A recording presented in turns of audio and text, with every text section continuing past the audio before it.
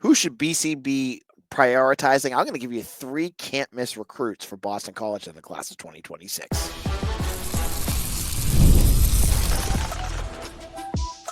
You are Locked On Boston College, your daily podcast on the Boston College Eagles. Part of the Locked On Podcast Network, your team every day. Hello, everyone, and welcome. This is Locked On Boston College, your team every day. I'm your host, AJ Black. I'm the editor of Eagle Insider, part of the 247 Network. Check out my written work there. Today's episode is brought to you by FanDuel. Right now, new FanDuel customers can get $150 in bonus bets if your first $5 bet wins. Now, I wanted to give you a little bit of recruiting talk, but we're going to also talk about the NFL Combine. 4 Eagles are heading to Indianapolis. I'll explain who those are and how they could improve their draft stock with a good combine.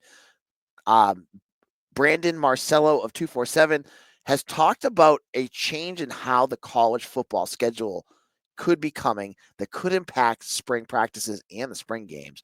I'll explain why that makes a lot of sense. And then you guys have been asking me, who are some must-have recruits for the class of 2026? I'll give you 3 that I would love to see BC land. Some of them are surprises, some you may know. Now, BC has already landed, 7, 8 recruits in the class of 2026. They've done a nice job of getting a lot of local recruits. They've just landed Gerald Green out of New York and DJ Biggins, a wide receiver out of Connecticut in the last month. But, they've also have a nice group out of Massachusetts. They have Corinne Berry, their quarterback out of California. This is the part of the year where the newer names start to pop up. Names of recruits that you may not be as aware of. And this is the time where I'm going to start to talk about guys I would love to see end up at Boston College. And I got some recruits that I would love to see BC prioritize. And here are who they are. And I'm going to call them their can't miss. Guys that I think fit well and guys that are not the usual local recruits. I obviously could do Merrick Jin, Marky Wallbridge, and Carter Gooden. Those, all those.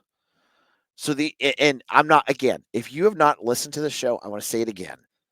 Linnell Hall is not a target. So do not get into that. He was just named as top 3 and BC's not in it because they're not recruiting him. They're going after other guys. If you want more details, go over to Eagle Insider. Now, here's my 3. 3 guys I've been watching, and I'm saying, I would love to get this guy here. This is a guy that I would love BC to land. First, Henry Ohlinger, a running back out of Ohio. He just set his first official visit to Indiana. So he, obviously is from that area. That's going to be a tougher get for Boston College, but good size. He's 6 and some change and about 200 pounds. He's got a good offer list. He's basically a 4-star recruit on the composite at 89.25. He's 6'1", 210. So he's a bigger running back. He's got offers from Iowa, Indiana, BC, Purdue. And I would not be surprised if he takes an official visit. But you're gonna need a running back. Like, that's one of those, you just need one every class. And Ohlinger, you want more of those prototypical running backs. This is the dude you want. And he was really. I'm not sure if he's ready to set an official to BC yet. It may be more that he takes a visit during the March practice month. But, he's got about 1,800 yards as a junior. This is a running back that's explosive. He's going to make big plays, get good size. Like him a lot. I think he'd be one I would really like to see at Boston College. My second commitment that I would love to see is out of New Jersey. And I could say Nyquer Hilton, but I already talked about him yesterday, so he's not a must-have for me yet. I want to go on the defensive side of the ball because I think the defensive edge position, they are clearly focusing on. They have 3 already. They've got Mac Fitzgerald out of, the son of Craig Fitzgerald out of Catholic Memorial, Mason Leak out of Bacon Academy, and they have Dominic Funk. but they're not done. They're looking at 4. They are understanding that this edge rusher position is a position that they need to build up. And so they're continuing to look at guys around the country. And there's a bunch of different offers that they've made, but one that keeps sticking out to me is CJ Edwards out of Bergen Catholic. He is a 6'4" defensive edge, got really good size. You could bulk him up a little bit. He's 215 pounds. If you want him to go more the Ezeiraku route, you want him around 240. So he's going to have to get a little bit of college weight. But offers from Michigan, Minnesota, Penn State, Pittsburgh. He's got 9 offers already. This is a guy that's been on campus a bunch. He came last spring. He came over in the fall. He likes BC. And I would imagine he's going to be a guy that will take an official visit. And one that if you get him in early, I bet you could get him to commit. That would be one heck of an edge class. If you grabbed him on top of all the other guys that you already had, that makes new defensive line coach Jordan Thomas's job that much easier. I think this would be a slam dunk for BC.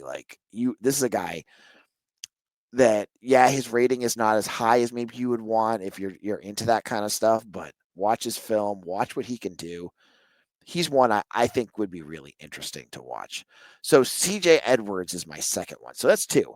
Not going with the local guys. I'm going from guys from around the country. And then number 3, it's gonna be a bit of a cop-out because it's one that you all know about. And it ties into a lot of what I was just talking about, and that's Kai Pritchard out of Donovan Catholic. He is a 4-star. He's rated the number 211 recruit in the country. I mean, you want your 4 stars. You had one last year with Sterling Sanders. That came late, but to get one now, especially on the offensive line, if you landed CJ Edwards, you got those 4 edge rushers. You got 4 offensive linemen because that's what you have right now. You have Brady Beckenhuis, Dean Rooks-Nitis, and Marcelo Antunes. You already have 3. If you got 4, maybe get 5. I'm loving. I mentioned it a little bit yesterday. Build up those lines to get them really beefy and get some talent there. That, along with your quarterback success, that is what's going to build wins and build sustainability in your program. So Kai Pritchard is, one of the top recruits in New Jersey. He's rated the number 3. So you want to end the talk after Jeff Halfley of not being able to recruit in that state. Pritchard's your guy. He's got a top 5 already. BC's in there, along with Tennessee, Rutgers, Penn State, and Illinois. So BC's got a little bit of they got an uphill climb. But from what I've heard, it's Rutgers and BC right now. Those are the 2. Which is kind of hilarious because there's Tennessee and you got 2 playoff teams in there. And who are the leaders? It's BC and Rutgers. So clearly, the boards are going to change. Guys are going to, the school's going to show more interest in kids that either they're feeling better about or they get better film. Right now, those are 3 guys that I know about that I'm just feeling like these are recruits I would love to see. There's other ones. Femi Babalola, their second quarterback they were looking at out of Tennessee. I don't know if I would put him as a must-have, but I would love to see him at BC. Obviously, the local kids. And there's a few others that are starting to pop up as well. But those are my 3. Now, in my second segment, let's get into this new talk about changes to a spring game. And I'll explain the rationale behind it and why I think it actually makes a lot of sense. And as someone who covers it, I think it would kind of be cool. We'll get into all that in just a moment.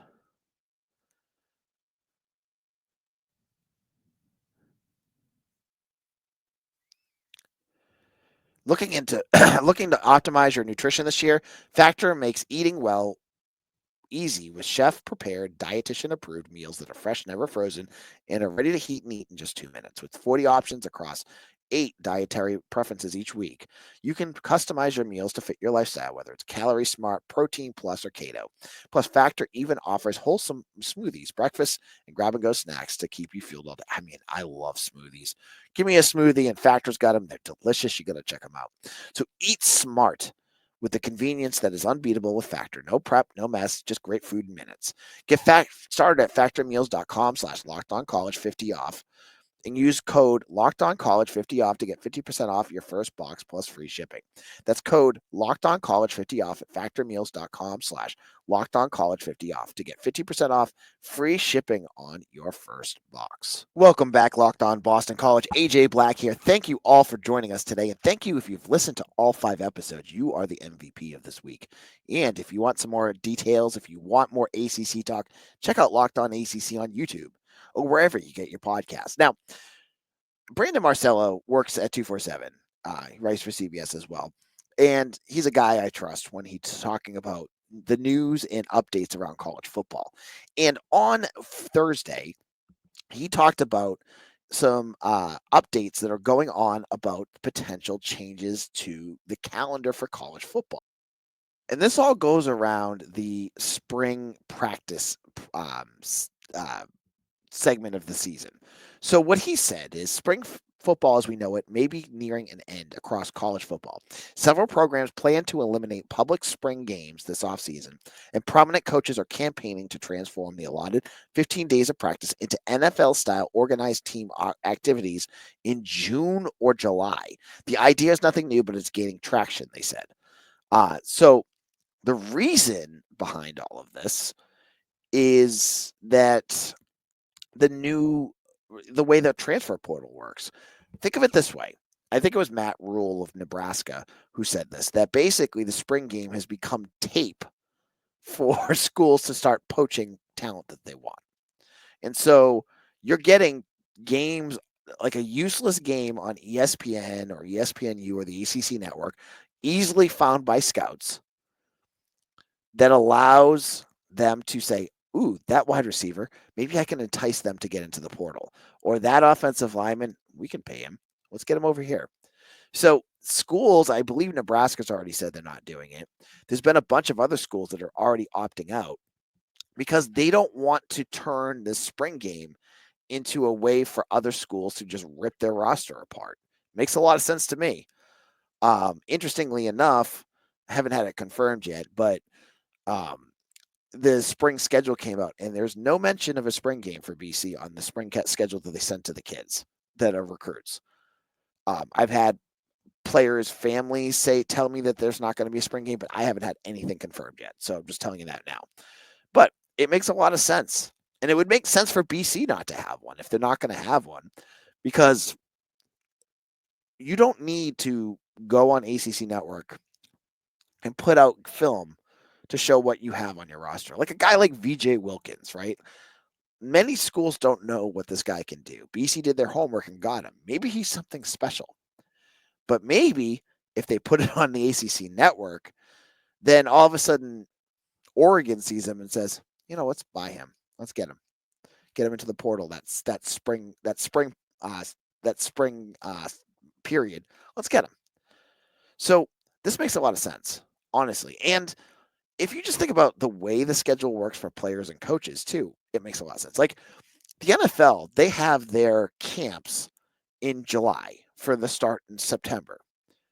College football has spring practices in March for a season that starts in September. It doesn't the logic doesn't make sense. If you had it in July and June, it would make a lot more sense, because then all of a sudden, like, you're doing those, and then your organized team activities before summer camp. Like maybe you do it middle of June into July.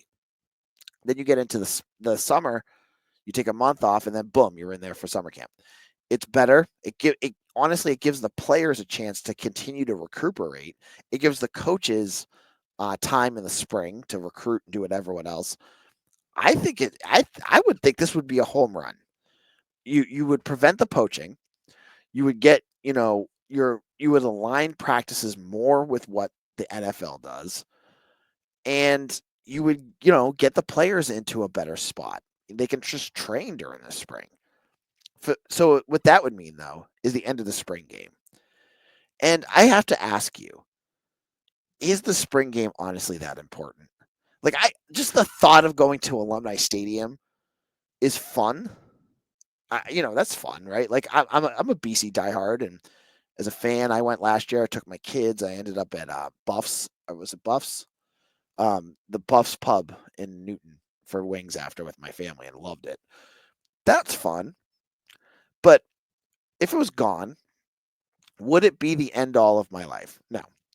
I've been to there's been plenty of years I have not because of, there's been a whole bunch of reasons there hasn't been spring games. They didn't have enough offensive linemen one year. There was the marathon issue one year, COVID. There's all these different things that are the reasons they haven't had spring games. But I have to say, like, I'm one of those crazy people that go to those things, whether as a fan or media. But for most of you, many of you who have reached out, they're like, I don't care. And like for good reason. Like once you get there and watch what the spring game is, 99% of the time it's kind of boring. You're not watching because they're putting it on film. You're not seeing anything that is all that interesting. They're just playing vanilla offense versus vanilla defense. They are doing two-hand touch basically, and they're using a scoring system, which I've always said is impossible to remember what that is unless they gave you a scoring sheet. So if they got rid of that, other than maybe like your nostalgia of going to Alumni Stadium in the spring, there isn't really it's not that big of a deal. Like if they got rid of the spring game, I think most of us would be like, whatever.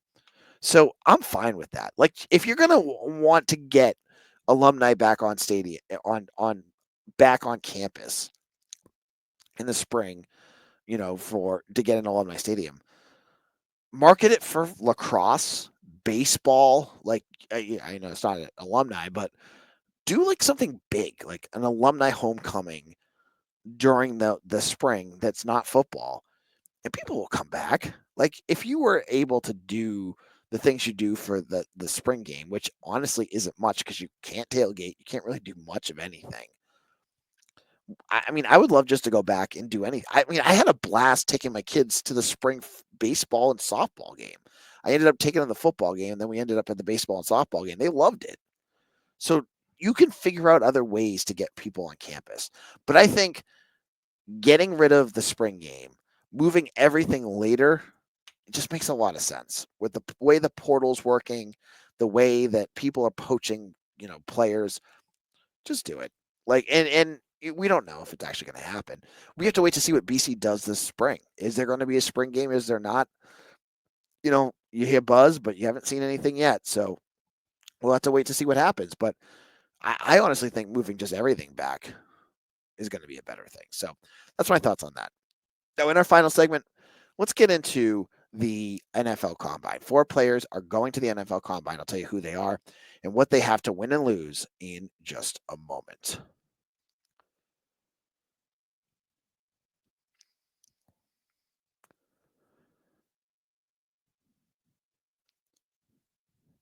When the game tips off, the NBA action is just getting started, and there's no better place to get into it than FanDuel, America's #1 sportsbook.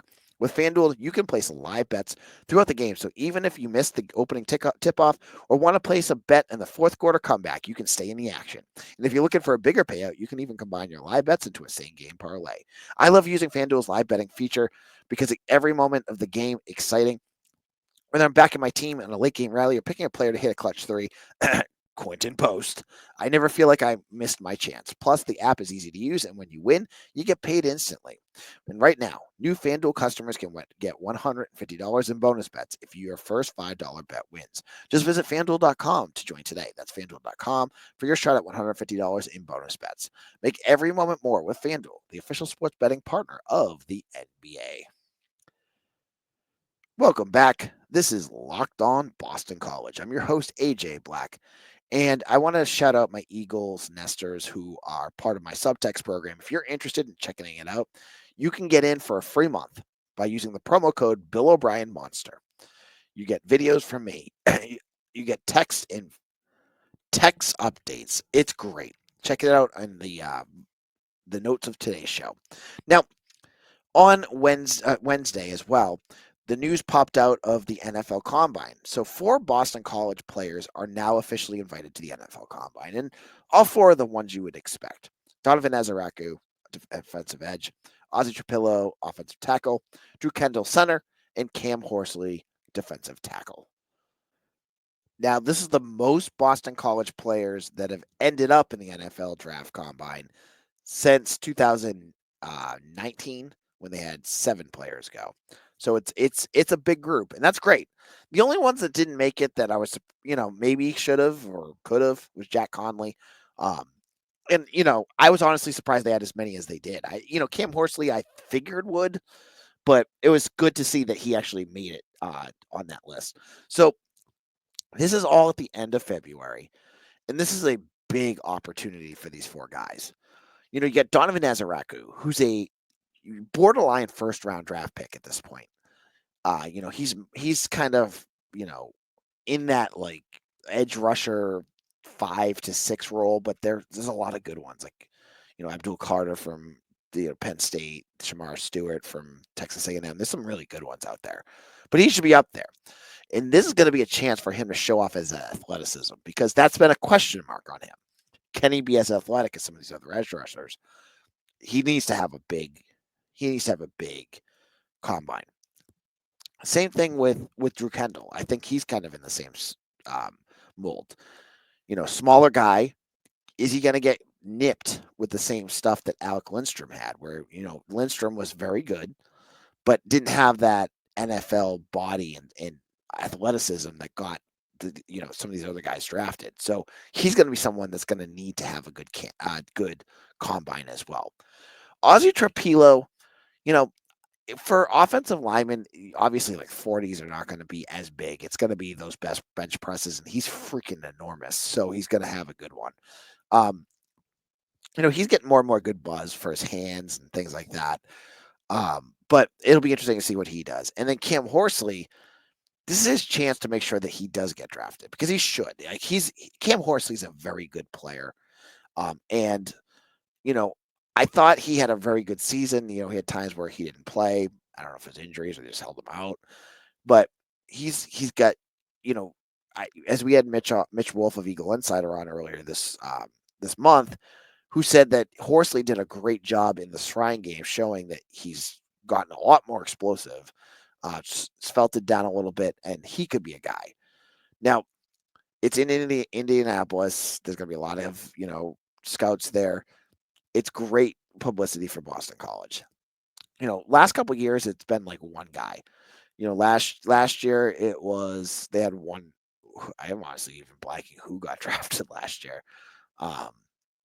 It was Elijah Jones and Christian Mahogany, but they were both, Elijah Jones was like a 3rd round draft pick, and Christian Mahogany fell all the way to the 6th. Year before was just Zay. So you want to get guys up there. This is a chance, especially with Ozzy and Donovan, to get into the top like 2 or 3 rounds. And I think that's possible. Like Ozzy Trapilo right now is a offensive tackle 9, I think Mitch told me. So they're, a good combine will definitely solidify his first 2 days. And I think that would be great. So that's kind of wraps up what we're going to have here. This weekend, BC hockey plays against UMass. UMass has not beaten BC since Jim Christian was the head coach of the basketball team. The BC basketball plays NC State in Raleigh, and NC State is on a 9-game losing streak. So hopefully Boston College can win this, because if they lose that, that's just like another what the heck is going on with this program. And baseball kicks off. Well, not kicks off. They open their, opening day starts on Friday against was it US Upstate or something, like UC Upstate. Better team. Don't discredit them, but I can't wait to see what Todd Internato has for this team this year. Thank you all for following me on Twitter at AJBlack247, checking me out over at Eagle Insider, and hopefully you enjoyed today's episode and you subscribed on your Apple Podcasts, Spotify, wherever, or on YouTube. Thank you all so much, and we'll see you all again on Monday for another episode of Locked On Boston College, your team every day.